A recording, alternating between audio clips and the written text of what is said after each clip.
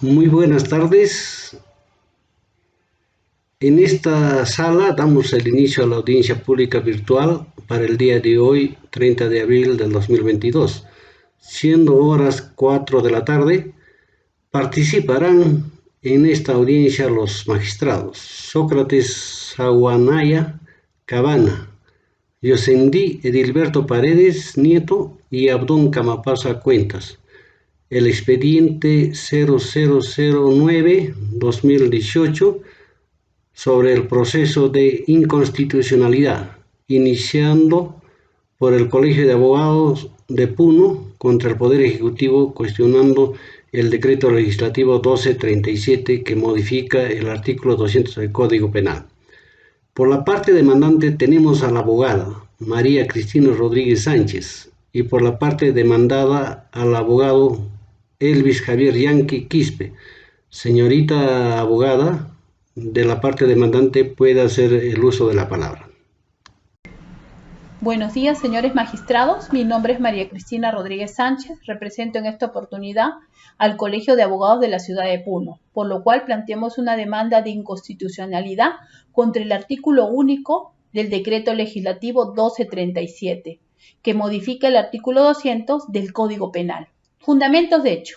Se inaplique el decreto legislativo 1237, que modifica el artículo 200 del Código Penal, que regula el delito de extorsión, ya que promueve la criminalización del derecho a la protesta, sobre todo en dos aspectos importantes. Primero, cuando admite la posibilidad de que este delito persiga una finalidad patrimonial, pero en este punto se ha desnaturalizado cuando en su párrafo 3 precisa que la toma de carretera y lugares públicos puede ser tipificado como delito de extorsión.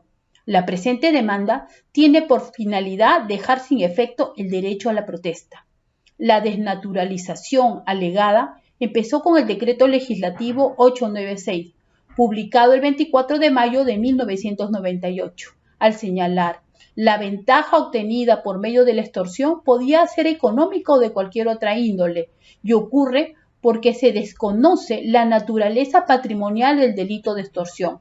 Al respecto, el tipo penal correspondiente tiene como bienes jurídicos protegidos el patrimonio y la libertad personal.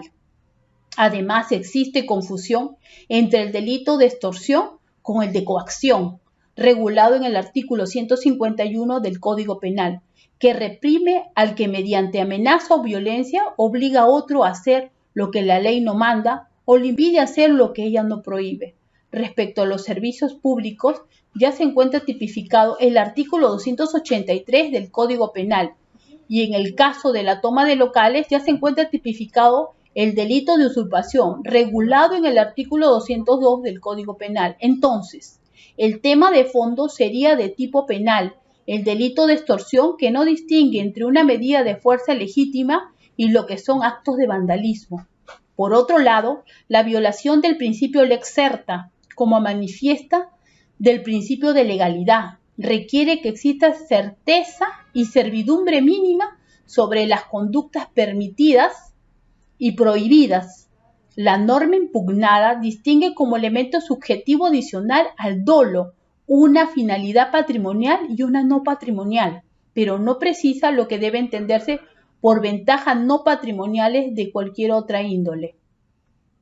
Se plantea además que la tipificación actual del delito de extorsión constituye una violación del derecho a la protesta social, pues este derecho está siendo criminalizado cuando la población sale a las calles a protestar, y esto se debe porque el Estado peruano desconoce las carencias y necesidades, sobre todo en las zonas rurales y nativas, ocasionando con ello la toma de carreteras, perturbación del funcionamiento de los servicios públicos y de esta forma despierta el interés a través de los medios de comunicación que transmiten la protesta. Además, el derecho a la protesta desprende varios derechos como el derecho a la vida, el derecho a la dignidad, el derecho a la libertad de reunión, de expresión, de conciencia, de participación política y de petición.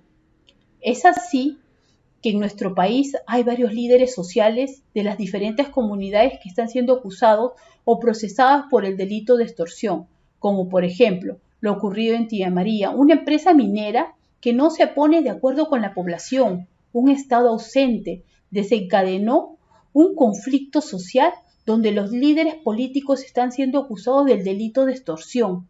La protesta pública se ha convertido en el único medio en que se permite que los sectores marginados y olvidados manifiesten sus carencias y necesidades.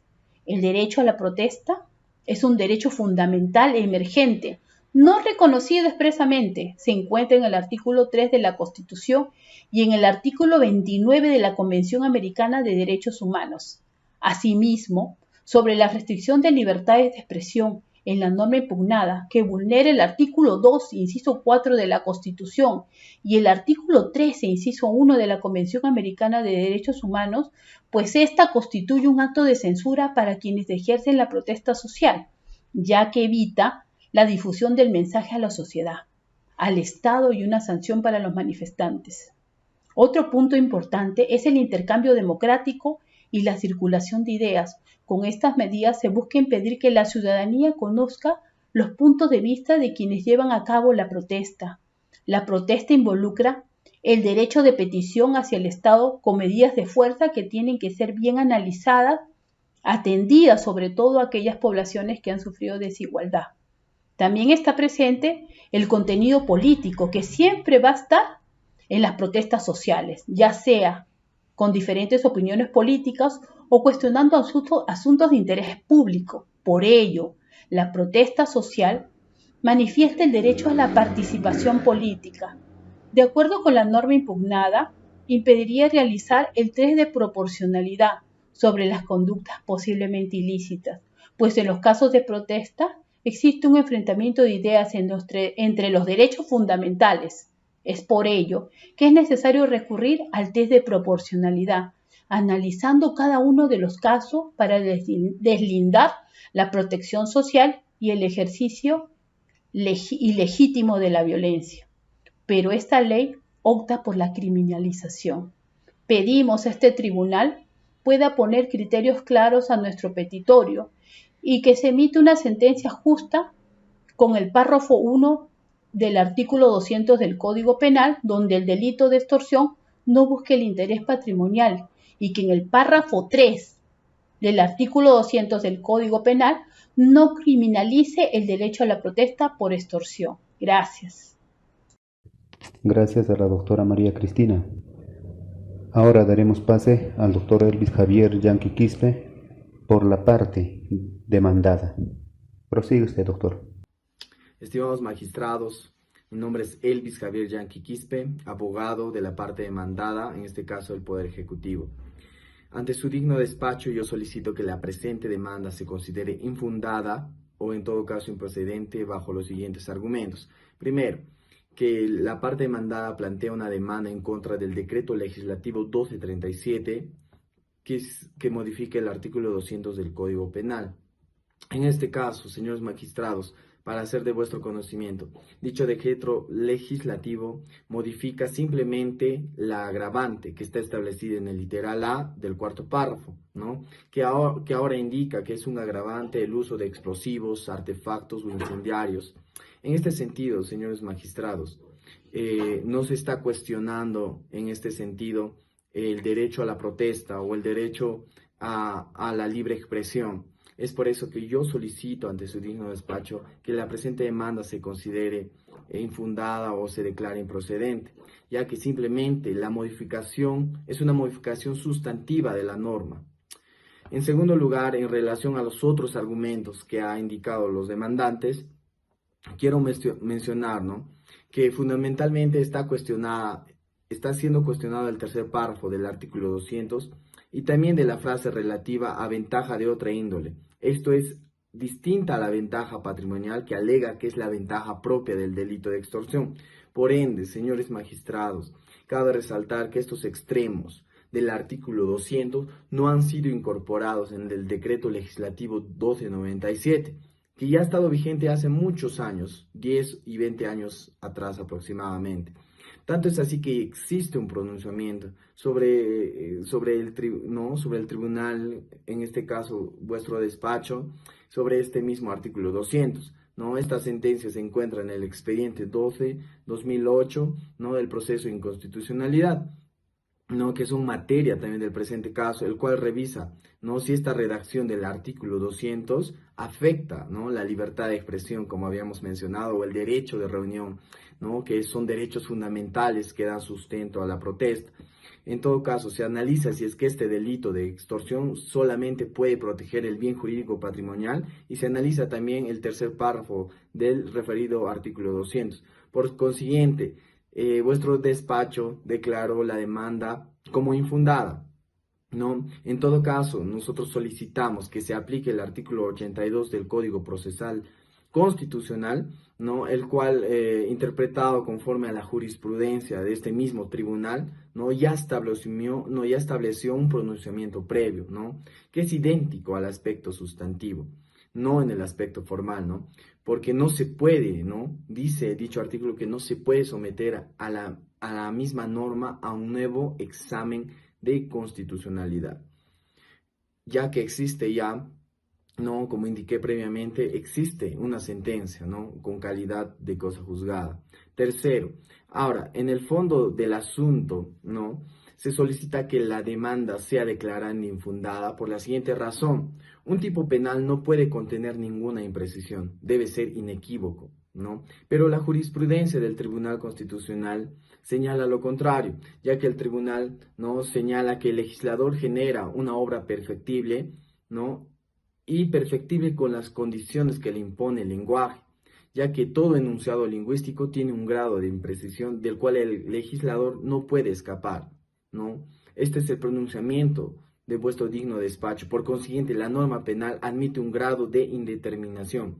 Tanto es así que la sentencia, ¿no? Por ejemplo, respecto a la legislación antiterrorista que se analizó en el expediente 1012, consiguió que el tribunal consideró señalar expresamente que los tipos penales abiertos, no las normas penales en blanco, son constitucionales. Por consiguiente, señores magistrados, consideramos que sí cumple con el principio del lex certa.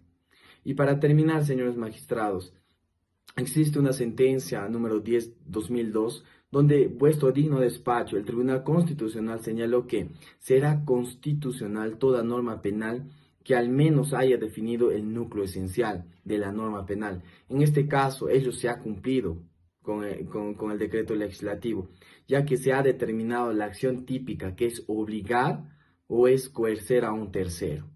Simplemente eso es lo que alega la parte de la defensa y hace a su digno despacho la petición solicitada. Se le da 3 minutos a la doctora María Cristina para que realice su réplica. Adelante, doctora. Con respecto al artículo 200 del Código Penal, en el cual sanciona el delito de extorsión a la toma de carreteras y servicios públicos, este artículo es sumamente peligroso para los defensores de derechos humanos, pues constituye una pena que es la prisión preventiva. Por ello, se impugna el artículo 200 del Código Penal, modificado por el Decreto Legislativo 1237, en la parte que prevé que el delito de extorsión puede tener una finalidad no patrimonial y por vulnerar el derecho a la protesta social, las libertades de reunión, de expresión, de conciencia y opinión y los derechos de participación política y petición. El delito de extorsión se confunde con el de coacción, regulado en el artículo 151 del Código Penal, que reprime al que mediante amenaza o violencia obliga a otro a hacer lo que la ley no manda o le impide hacer lo que ella no prohíbe. Asimismo, que la perturbación de los servicios públicos ya se encuentran tipificadas en el artículo 283 del Código Penal. Y el caso de la toma de locales ya se encuentra tipificado el delito de usurpación regulado en el artículo 202 del Código Penal. Por otro lado, la tipificación actual del delito de extorsión constituye una violación del derecho a la protesta social y sus derechos conexos, como la libertad de reunión, de expresión, de conciencia, de participación política y de petición. Ello es incompatible con la Constitución y el derecho internacional de los derechos humanos, por constituir una herramienta que promueve la criminalización de la protesta socioambiental contra los defensores de derechos humanos. Ante todo ello, se debe desarrollar en primer lugar la definición de lo que entiende por protesta social, su relación con el ejercicio de diversos derechos fundamentales y qué situaciones estarían permitidas en el contexto de una protesta. Luego de definir todo ello, recién se debió analizar si la conducta tipificada como delito de extorsión implicaba o no sancionar situaciones válidas de protesta. Por consiguiente, se considera que el tercer párrafo del artículo 200 del Código Penal es inconstitucional por vulnerar el principio de taxatividad y lesividad respecto a la amenaza, que los supuestos referidos a la obstaculización de vías de comunicación o impiden el libre tránsito de la ciudadanía. Finalmente, la modificación introducida al artículo 200 del Código Penal a través del artículo único del Decreto Legislativo 1237 es contraria al principio de legalidad, pues se usan cláusulas abiertas y ambiguas que no dejan claro lo exactamente proscrito. Gracias. Se le da 3 minutos al doctor Elvis Javier para que realice su réplica. Adelante, doctor. Señores magistrados, en relación a la intervención de la parte demandante, cabe resaltar que la doctrina con fuente jurídica no es vinculante. En este sentido, tampoco quiero ahondar en ello. Lo que sí es vinculante son pronunciamientos de este mismo tribunal, como por ejemplo el expediente número 12/2008 y también pronunciamientos del Poder Judicial en calidad de cosa juzgada. Vamos a ver un claro ejemplo, que es el ejemplo de la protesta social que hizo el señor Adubiri y quien fue procesado por este mismo artículo 200 por extorsión y se tiene que decir, el Poder Judicial lo exculpó, lo declaró, ¿no?, que no era una interpretación coherente del artículo 200, con los derechos fundamentales, con la libertad de expresión, con la libertad de reunión y con la libertad de protesta que señala la parte demandante, y exculpó al señor Adubiri. Estos pronunciamientos sí son vinculantes. Y sobre la criminalización, se reitera que el objeto del presente proceso no es analizar el artículo 200, no es ver si es válido o no. En este caso, señores magistrados, yo quiero pedir a su digno despacho que se pueda declarar improcedente o infundada la presente demanda. Asimismo, en relación a la pregunta que han hecho, si se considera que se está criminalizando el legítimo derecho de la libertad de expresión y la libertad de reunión, no está ocurriendo. ¿Por qué? Porque en estos derechos, como todo derecho, no son absolutos y se tienen que ejercer respeto de los demás, respeto de aquellas personas que no están participando de la protesta o que no están de acuerdo. Además, en estos derechos se debe ejercerse también conforme a los demás valores del ordenamiento jurídico, ¿no? Por consiguiente, señores magistrados, ¿no?, lo que en realidad sanciona esta conducta y el eje de este tipo penal es obligar o coercer mediante violencia o amenaza de violencia. No se está criminalizando el derecho a la libertad de expresión, simplemente se está recalcando que aquel que ejerce violencia o pronunciamiento de violencia definitivamente va a tener que pagar por ello. En todo caso, un claro ejemplo es una huelga, es un plantón, pero sin embargo, si una persona en este sentido provoca daños patrimoniales o extrapatrimoniales, deberá ser sometido a la ley. Y para terminar, señores magistrados, en un principio, nuevamente reitero que la presente demanda debe ser declarada infundada e improcedente por todo lo que se ha sustentado en el presente proceso. Gracias. Ahora se les invita a los señores magistrados para que puedan realizar su respectivo voto. Si bien la parte demandante alegó que la norma cuestionada vulnera varios derechos como el derecho a la reunión, la libertad de expresión, la libertad de conciencia, la participación política y el derecho de petición resulta muy significativo para el desarrollo de la justicia constitucional de nuestro país, la invocación del derecho fundamental a la protesta. Sin embargo, la Constitución Política del Perú no reconoce el derecho fundamental a la protesta, pero sí reconoce como derecho fundamental de las personas a la libertad de expresión, que se encuentra en el artículo 2, inciso 4, sin que se necesite recurrir al reconocimiento de un derecho donde está inmerso o incluye el derecho a la protesta contra todo aquello con lo que uno discrepa, pero respetando los límites que establece la propia Constitución. Por otra parte, se tiene que tener presente lo que el Tribunal Constitucional expresó en el expediente 10/2002. Señaló qué fórmulas de tipo pueden ser entendidas como cláusulas de interpretación o de extensión analógica, que dejan abiertas la posibilidad de que el juzgador complete el tipo ampliando un razonamiento analógico.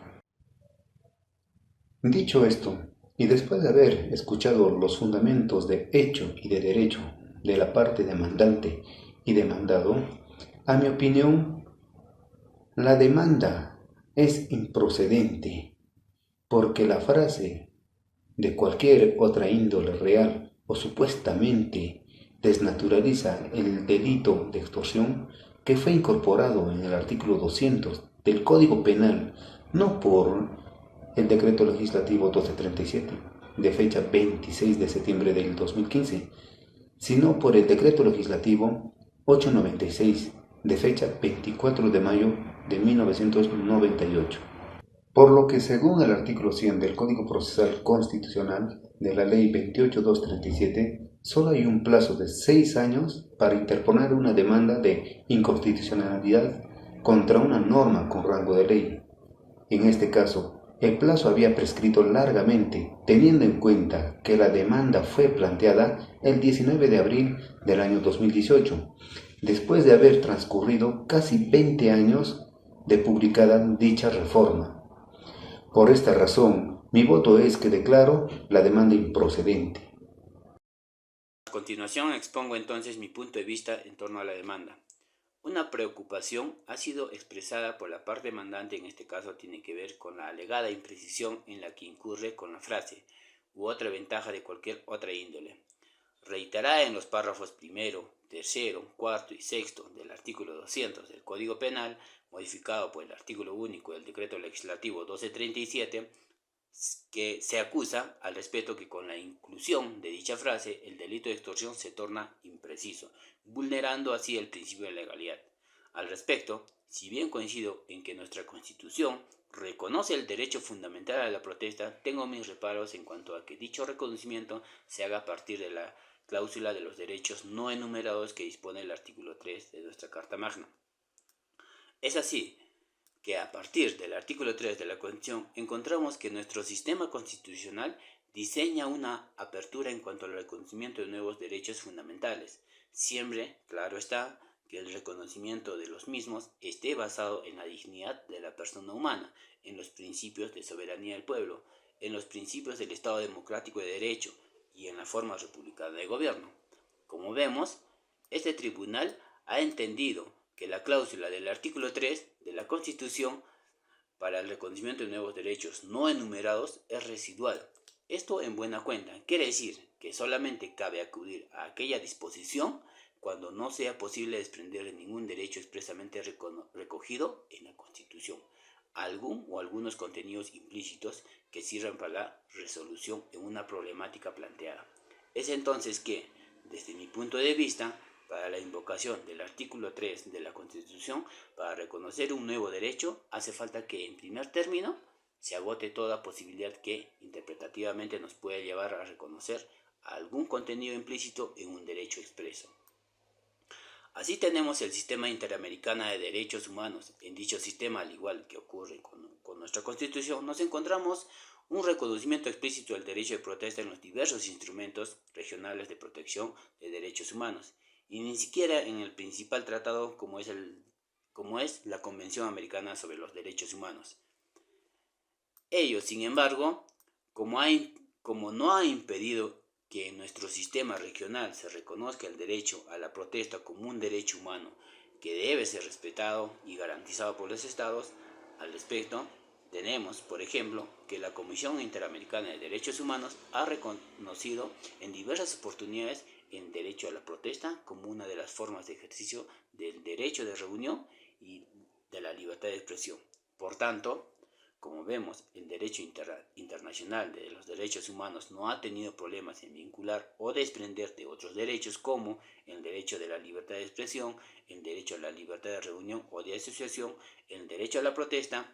De hecho, así lo ha entendido también este tribunal al referirse que, expresos o implícitos, los derechos fundamentales pertenecen al ordenamiento constitucional vigente, es decir, unos no son más derechos que otros. Dicho esto, soy de la opinión que antes de ser un derecho no enumerado que se derive del artículo 3 de la Constitución, el derecho a la protesta es un derecho implícito, que perfectamente puede desprenderse de derechos como el de la libertad de expresión, artículo 2, inciso 4, libertad de reunión, artículo 2, inciso 12, a la huelga, artículo 28, inciso 3, o inclusive de los derechos políticos, capítulo 3, título 1. En tanto, la ponencia deja entrever, erradamente a mi juicio, que el derecho a la protesta no podría desprenderse de estos otros derechos citados, porque cuando se protesta no necesariamente se está ejerciendo los primeros.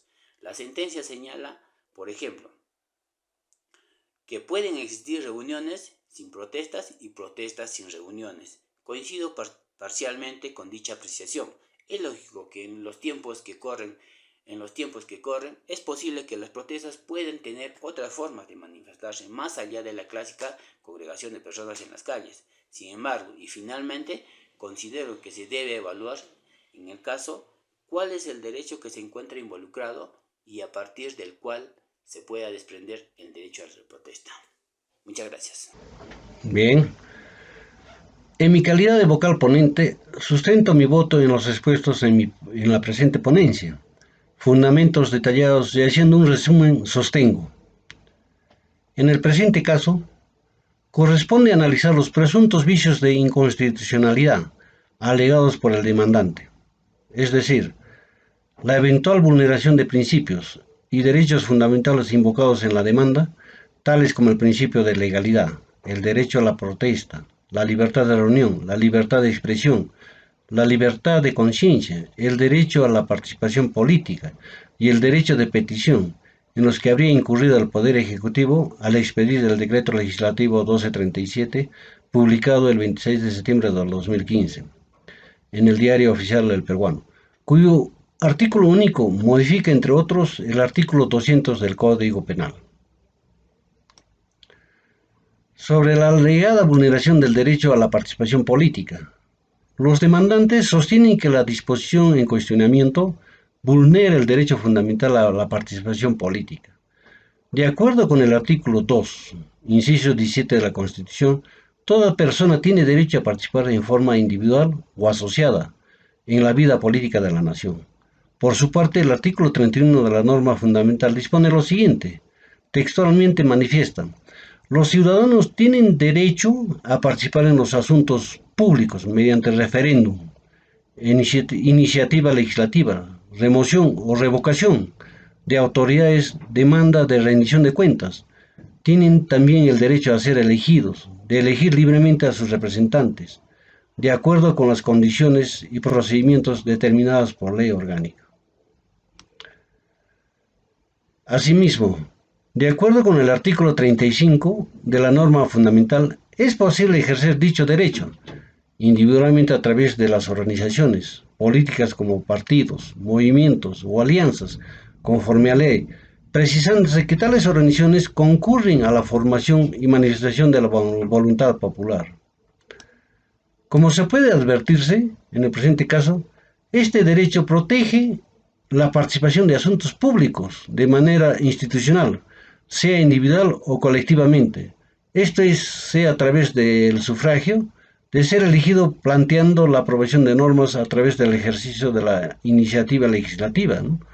Participando en consultas populares, removiendo o revocando, ¿no?, autoridades, pidiendo la rendición de cuentas inclusive, de acuerdo a lo establecido por ley, lo cual evidentemente no guarda relación con las conductas prohibidas por la disposición objeto del control constitucional en el presente caso, ¿no?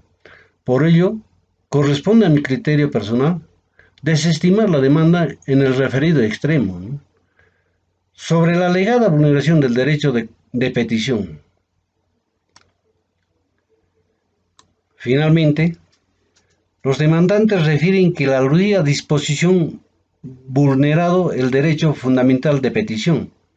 Este derecho se encuentra reconocido por el artículo 2, inciso 20 de nuestra Constitución, según el cual toda persona tiene derecho a formular peticiones, ya sea individual o colectivamente, por escrito o ante la autoridad competente, ¿no?, lo cual a su vez está obligado a dar al interesado una respuesta también por escrito, dentro del plazo legal y bajo responsabilidad, por supuesto, ¿no?